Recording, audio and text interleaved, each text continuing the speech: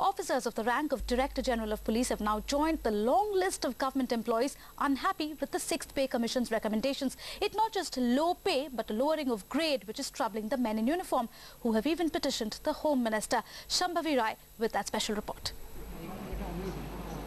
The men in khaki are angry, and this time it's a battle within. The 6th Pay Commission recommendations have meant that officers of the rank of Director General of Police will now get at least 20% less than DGPs of the Central Paramilitary Forces, both having put in the same number of years.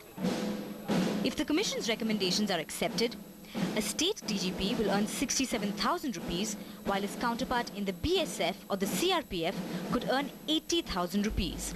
There is naturally a lot of heart burning because the issues which the DGs in the states are facing today, the kind of law and order problems, extremists, terrorism, challenges, it is in no way any less than what the DG of a CPMF is facing. Difference in pay is not the only problem. The Central IPS Association has also petitioned the government for its 500 rank DIG level officers, all of whom have now been put in a lower scale. The Home Ministry says it realizes the seriousness of the situation. कहीं न कहीं demoralization बढ़ेगा, इसलिए हम उसको बहुत गंभीरता से विचार करेंगे और विचार करने के बाद ही कोई फैसला लेंगे, क्योंकि हम चाहते हैं कि हमारे पुलिस ऑफिसर्स का कहीं demoralization न होने पाए.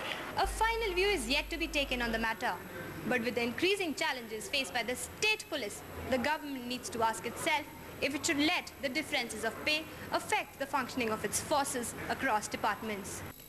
In New Delhi, Shambhavi Rai.